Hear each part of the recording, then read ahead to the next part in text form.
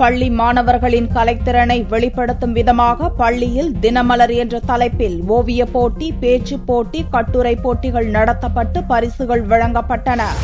பள்ளி மாணவர்களை படிப்பில் ஊக்குவிக்கும் வகையில் தினமலர் சார்பில் ஜெயித்து காட்டுவோம், வழிகாட்டி போன்ற நிகழ்ச்சிகள் நடத்தப்படுகின்றன.